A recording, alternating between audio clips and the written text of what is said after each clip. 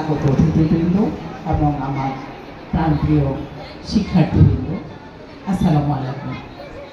আজ 8ই মার্চ আন্তর্জাতিক নারী দিবস, একটি বিশেষ দিন, যেদিন আমরা নারীর মর্যাদা, অধিকার ও তাদের অসামান্য অবদানের কথা স্মরণ করি। নারী শুধু একটি পরিবার নয়, বরং একটি জাতির অগ্রগতির প্রধান চালিকা শক্তি। পৃথিবীর মোট জনসংখ্যার অর্ধেক নারী। তবুও এই নারী সমাজ আজকে ন্যায্য অধিকার থেকে বঞ্চিত। শিক্ষা, দীক্ষা, কর্মসংস্থান, চাকরি, কাজের পরিবেশ প্রতিটি ক্ষেত্রে পুরুষের থেকে পিছিয়ে পড়ে আছে। শুধুমাত্র আমাদের দেশে নয়, পৃথিবীর প্রতিটি সমাজে নারীরা হচ্ছে নির্যাতিত, নিপীড়িত। তাই নারীরা তাদের প্রতি এই অমানবিক আচরণের বিরুদ্ধে ঐক্যবদ্ধ হয়েছিল। তারা বিভিন্ন সভা সমাবেশ ও সম্মেলনের মাধ্যমে অন্যায্য আচরণের বিরুদ্ধে সোচ্চার হয়ে উঠেছিল। ফলে 1975 সালে জাতিসংঘ 8ই মার্চকে আন্তর্জাতিক নারী দিবস হিসেবে স্বীকৃতি প্রদান করে।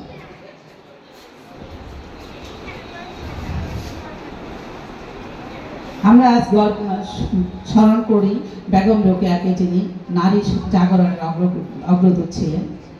এই দিন আমরা সকল মহিয়সী নারীদের স্মরণ করি, যারা সমাজে পরিবর্তনে অগ্রগতির ভূমিকা রেখেছে।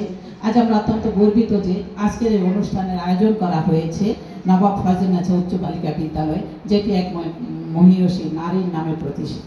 আমি স্মরণ করছি আমার জান্নাতবাসী মাকে। আমি আমার মায়ের পঞ্চম কন্যা। আমরা পর 5 বোন জন্মগ্রহণ করেছি। আমার মায়ের সেই ভূমিকা যদি না রাখতো, আজকে আমি এখানে থাকতে পারতাম না। একজন বলে গেছেন যে মেয়েদেরকে ছোট মাংস রানের টুকরাটা দেওয়া হয় না। আমি আমার মায়ের পঞ্চম কন্যা ছিলাম। পর 5 মেয়ের মধ্যে আমি পঞ্চম। আমার ছোট একটা ভাই ছিল। আমার সন্দেহ হতো যে আমার মাকে আমার ছোট ভাইটাকে বেশি আদর করে কিনা। আমি কখনো আমার পরিবারে এই জিনিসটা দেখিনি, যার জন্য আজকে আমি এখানে। আমরা 5 বোনকেই আমার মা সেই সময়ে, আমি যখন ক্লাস 8-এ পড়ি, তখন আমার বড় বোন কলেজে শিক্ষক হয়েছিলেন। আমার বোনকে চাকরিতে, কলেজের প্রথম যখন উনি জয়েন করেছিলেন, এরপর ওনাকে ওখান থেকে ফিরিয়ে দেওয়া হয়েছিল, কারণ উনি লিপস্টিক দিয়েছিলেন। পরবর্তীতে উনি ওনার যোগ্যতা বলে উনি নিজ কর্মস্থলে আবার প্রতিষ্ঠিত হয়েছিলেন। নারী সমাজের উন্নয়ন হয়নি সেটা বলা ঠিক হবে না। জাহিলিয়া যুগে মেয়ে কন্যা সন্তান জন্ম নিলে তাকে জ্যান্ত কবর দেওয়া হতো। তাকে কবর দেওয়া উপলক্ষে সেখানে ভোজের আয়োজন করা হতো। আমরা সেই সমাজ থেকে তো এগিয়ে এসেছি। আমি শিক্ষক হিসাবে দেখি, এখন পরীক্ষার রুমে যখন আমরা ডিউটি করতে যাই বিভিন্ন অনার্স লেভেলের পরীক্ষাগুলোতে, সেখানে ছেলেদের তুলনায় মেয়েদের সংখ্যা অনেক বেশি। মানে এখানে যদি 90 জনের একটা রুমে আমি ডিউটি করতে যাই, সেখানে দেখা যায় যে 60 জন মেয়ে বা 70 জন মেয়ে থাকে, আর বাকি 20 জন 25 জন ছেলে থাকে। আমি কিছুদিন আগে আমার শিক্ষক প্রশিক্ষণ কেন্দ্রে একটা ট্রেনিং চলছে সেখানে বেসরকারি কলেজ যেগুলো সরকারি হয়েছে, সেখানে শিক্ষকদের একটা ট্রেনিং চলেছিল। সেখানে বিভিন্ন প্রতিযোগিতার আয়োজন করা হয়েছিল। সেখানে 12টি পুরস্কার দেওয়া হয়েছিল। সেখানে আমি গর্বিত যে 12 জনই নারী প্রশিক্ষণার্থী ছিলেন। সুতরাং নারীরা অগ্রগতি হয়নি, আমরা সমাজে তাদেরকে নিরাপত্তা দিতে পারছি না, কিন্তু অগ্রগতি হয়নি সে কথা ঠিক না। আমরা যদি সেই সময়েও যদি নবাব ফয়জুন্নেছার কথা বলি, তিনি দক্ষিণ এশিয়ার প্রথম এবং একমাত্র মহিলা নবাব ছিলেন এবং নারী শিক্ষা প্রতিনিধি ছিলেন। রবীন্দ্রনাথ ঠাকুর বলেছেন, নারী হচ্ছে সীমা স্বর্গের ইন্দ্রাণী। সীমা হচ্ছে একটি নির্দিষ্ট পরিসর, কিন্তু নারীর ক্ষেত্রে এই সীমার ব্যাপকতা যে কত বিশাল তা আমাদের অনেকেই বোধগম্য নয়। যদি সামান্য একটু করে বলি, রাজা করেছেন রাজ্য শাসন, রাজাকে শাসিছে নারী।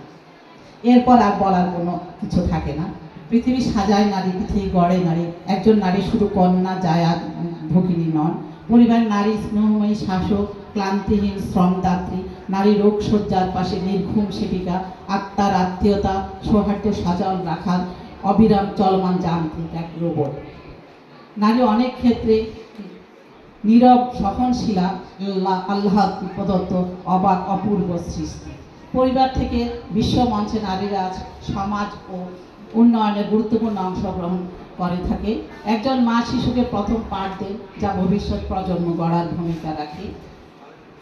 একজন শিক্ষিকা সমাজে আলোক বিতরণ করেন, একজন ডাক্তার মানুষের জীবন বাঁচায়, একজন বিজ্ঞানী নতুন কিছু আবিষ্কার করে, একজন উদ্যোক্তা নতুন কর্মসংস্থান সৃষ্টি করে।